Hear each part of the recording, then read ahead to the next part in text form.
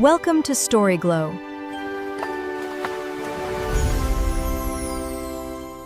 For 4 millennia, the Galactic Union Military Academy cataloged 600 distinct tactical traditions. Their simulations account for every known physical variable, producing a curriculum built on total environmental control. Humanity had been a member of the Union for exactly 40 years. To the older species, humans were an anomaly, viewed as a soft, emotional species that had only just discovered faster-than-light travel, while the rest of the galaxy had been using it for centuries. That hierarchy of power was embodied by Drath Voss, a Keth commander standing nearly 7 feet tall, wrapped in natural silicon plating. Voss possessed the posture of a leader who had never surrendered an objective. He was biologically engineered for dominance and trained in Keth martial forms since infancy. Standing before an assembly of 4,000 cadets, Voss pointed directly at the human delegation. He issued a public request to place the human team in his competitive bracket for the upcoming Apex War Games, calling it a mercy exercise to give them a look at real competition. Voss was engineering a public demonstration. By isolating the newest members of the Academy, he intended to reinforce the galaxy's rigid hierarchy in front of 11 different species. The Apex War Games serve as a filter for the Academy. Cadets are dropped into a 72-hour continuous live-fire simulation across severe terrain. There are no reset points, and sleep becomes a luxury as the localized atmosphere actively thickens. The 4 targeted human cadets, Mara, Yusef, Priya, and Dejung, responded with immediate, quiet calculation. Instead of protesting the mismatch, they accepted the bracket and began analyzing the 21-day window before deployment. This timeline charts the preparation. The upper path shows standard protocol, a steady curve of skill refinement. The bottom path maps the human approach, a jagged decline into stress. While Ketheth formations synchronize perfectly, human variables cycle rapidly, testing the team's function when broken. The rest of the galaxy uses the preparation window to reach peak efficiency. The human team approaches the deadline by actively seeking out a state of operational uncertainty. By day 4 of their preparation, an observing instructor noted the human team running a 3-point objective defense simulation. They ran the scenario 4 times in a single morning, failing every attempt. The humans dismantled the standard protocol on this schematic.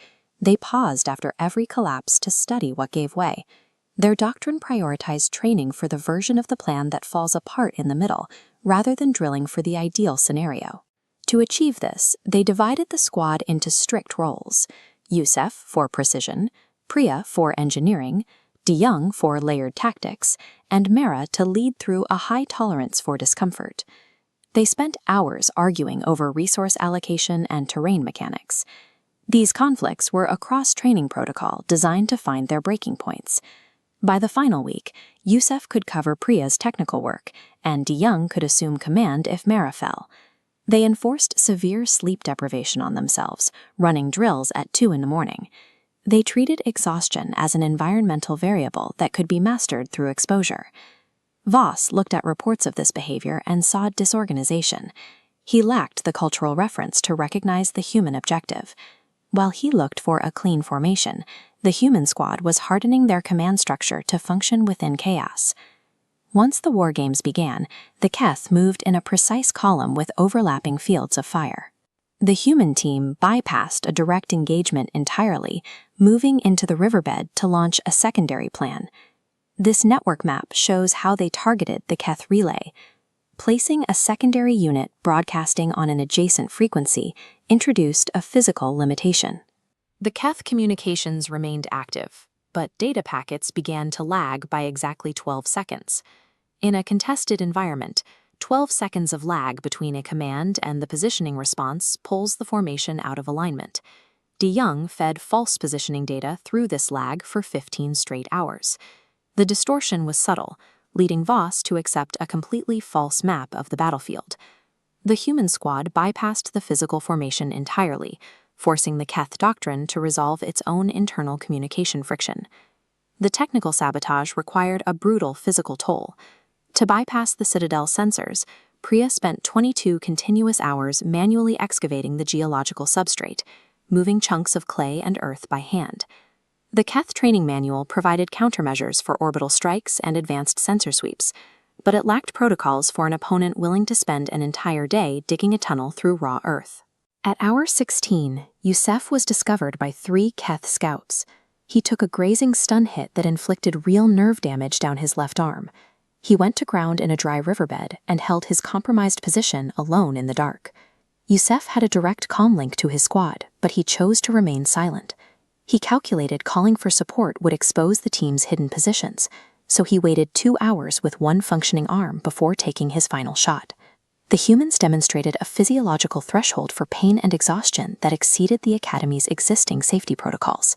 At hour 26, the variables converged. Priya breached the floor of the command citadel via her tunnel and immediately disabled the internal sensors and power.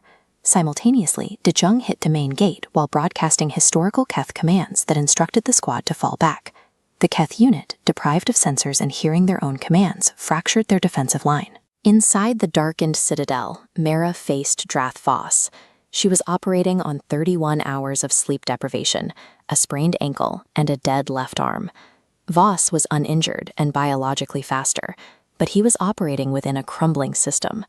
Voss relied on a lifetime of disciplined training that assumed a functional, healthy opponent.